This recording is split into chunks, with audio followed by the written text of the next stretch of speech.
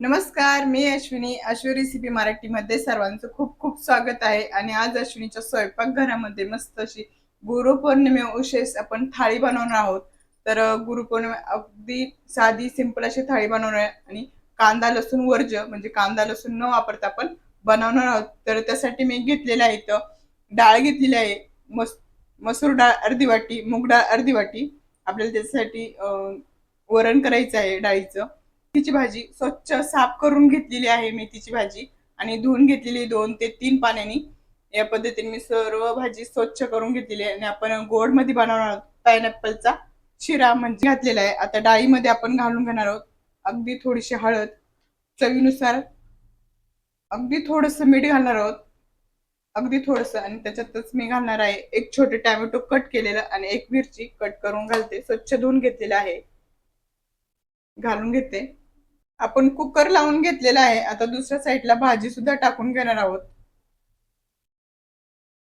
इकडे मी गॅसवर कढई ठेवून घेतलेली आहे आणि कढई छान गरम झाली. त्याच्यात मी तेलही घालून घेतलेलं आहे. आता आपण मिरचीचा ठेचा करून घेतलेला तो घालूया. मी 1 चमचा भर मिरचीचा ठेचा घालून घेते आणि त्यातच मी जिरं सुद्धा वाटून घेतलेलं आहे. तिखट तुमच्या हिशोबाने. मिरची छान परतली का चिमूटभर हिंग घालून घेते आणि लगेचच आपण घालणार आहोत त्यात आपण जी भाजी साफ करून ठेवलेली आहे ती भाजी घालून घेते. सर्व भाजी घालून घेतलेली आहे. मस्त मिक्स करून घेऊया. अगदी थोडस चवीनुसार मीठ घालणार आहोत, कारण की भाजी शिजल्यानंतर कमी होते. त्यासाठी आपण प्रथम जे आहे ते थोडस मीठ घालायचं. आणि आपण जे मिरचीचा ठेचा टाकला त्यात फक्त मिरची आहे, लसूण अजिबात आपण घातलेला नाही. आणि छान आता पुन्हा एकदा परतून घेणार आहोत 1 मिनिटभर. मीठ टाकल्यानंतर आपण 1 मिनिटभर परतून घेतलेले. आता झाकण ठेवून आपल्याला 4 ते 5 मिनिटं छान शिजवून घ्यायची आहे. इथे आपण कणिक मळायला घेतलेलं आहे. कणिक छान चाळून घेतलेलं आहे. त्यात चवीनुसार मीठ घालून घेते. चवीनुसार मीठ घालून घेतले. आता थोडं थोडं पाणी घालून आपण छान मिक्स करून घेणार आहोत. घट्टसर असा गोळा मळून घेणार आहोत आपण. मळून झालेले आहे. आता 10 मिनिटासाठी आपण भिजण्यासाठी ठेवून घेऊया साईडला. 4 ते 5 मिनिटानंतर आपली भाजी छान झालेली आहे. आता आपण टाकून घेणार आहोत दाण्याचं कूट. आपण शेंगदाणे भाजून छान असे भाजून नंतर कूट करून घेतलेलं आहे आणि छान असं थोडस आवडधोबड ठेवलेलं आहे. मिक्स करून घेते. दाण्याचं कूट टाकल्यानंतर 1-2 मिनिटं आपण परतून घेणार आहोत आणि मग आपली भाजी झालेली आहे.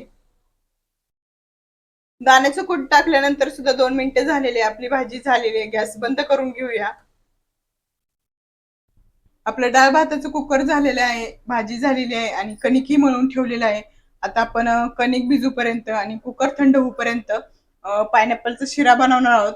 त्यासाठी मी ते घेतलेले 1 वाटी तूप लागणार आहे. म्हणजे हे घट्ट तूप आहे, त्यासाठी मी अर्धी वाटी घेतलेले. शिजलेलं तूप अर्धी वाटी. जर वितळून घेतलं तर 1 वाटी आपल्याला तूप लागणार आहे. 1 वाटी अननसाचे काप घेतलेले, अगदी छोटे छोटे काप करून घेतलेले आहे. आणि मधला जो भाग असतो तो मी काढून घेतला, म्हणजे तो शिजत नाही. या पद्धतीने मी अननसाचे काप करून घेतलेले आहे. 1 वाटी रवा घेतलेला आहे, 1 वाटी साखर घेतलेली आहे आणि काही ड्रायफ्रुट्स घेतलेले आहे कट करून. इथे 1 वाटी दूध आणि 1 वाटी पाणी दोन्ही गरम करून घेतलेले आहे. आता आपण प्रथम जो रवा आहे तो भाजून घेणार आहोत. इथे मी कढई तापायला ठेवलेली आहे गॅसवर आणि याच्यात आपण घालून घेणार आहोत अर्ध तूप घालून घेणार आहोत. म्हणजे जेवढं आपण 1 वाटी घेतलेलं आहे त्याचा अर्ध आपण तूप घालून घेणार आहोत. त्यात त्यात प्रथम आपण र जो रवा आहे तो भाजून घेणार आहोत. आपला रवा छान गुलाबी रंगावर भाजलेला आहे, आपण काढून घेऊया. पण सर्व रवा काढून घेतलेला आहे. आता त्यातच राहिलेलं तूप घालून घेणार आहोत. आणि 1 चमचाभर तूप मी साईडला ठेवलेलं आहे, त्यात मी घालून घेते ड्रायफ्रूट. छान आपल्याला भाजून घ्यायचे आहे ड्रायफ्रूट. ड्रायफ्रूट सुद्धा छान भाजलेले आहे. आता काढून घेणार आहोत आपण.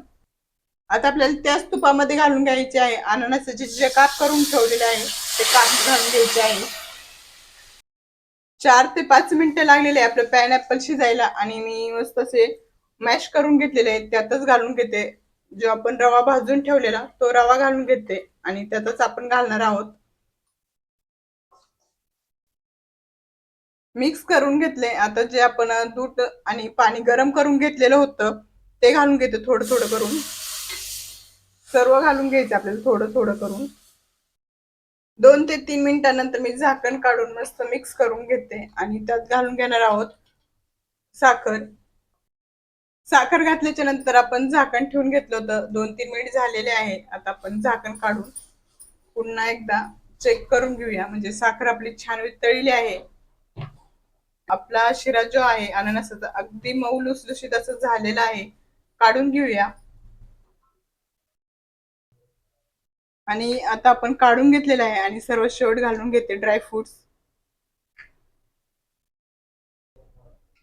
आपली डाळी छान शिजलेली आहे. मी मस्त मॅश करून घेतलेली आहे. साठी इकडे पॅन गरम करायला ठेवलेला आहे. त्यात मी तेलही घालून घेतलेले आहे. तूप घातले तरी चालेल. आता जिरं मोहरी घालून घेते. जिरं मोहरी छान फुललंय की घालणार आहोत कढीपत्ता. एक मिरची आणि ओलं खोबरं थोडं मी असं ठेचून घेतलेलं आहे ते घालून घेते. त्यातच घालून घेणार आहोत हिंग. अगदी चिमूटभर हिंग घालून घेतलेला आहे.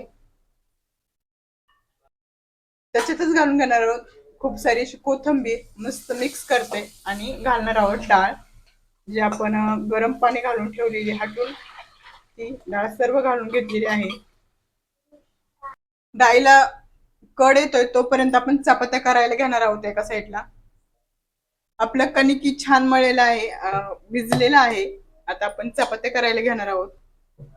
अगदी छोटे छोटे गोळे करून घेते या पद्धतीने. छोटा गोळा घेतला एक, मस्त थोडासा लाटून घेते. तेल लावून घ्यायचं. तवाही छान गरम झालाय. चपाती घालून घेऊया. याच पद्धतीने आपण पुढील चपात्या सुद्धा करून घेणार आहोत आणि मस्त भाजून घेणार आहोत. बघत असाल तर आपण गुरुपौर्णिमे विशेष अशी आपली थाळी कांदा आणि लसूण न घालता तयार झालेली आहे. अतिशय सुंदर अशी आणि झटपट झालेली आहे.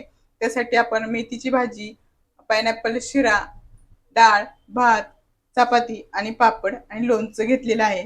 तर आजची रेसिपी कशी वाटली नक्की कमेंट्समध्ये सांगा. रेसिपी आवडली असेल तर लाईक करा, शेअर करा, चॅनलला सबस्क्राईब करा. अशाच नवीन रेसिपी संग पुन्हा भेटूया. तोपर्यंत स्वस्त राहा, मस्त राहा आणि मेन म्हणजे आपले व्हिडिओ बघत राहा.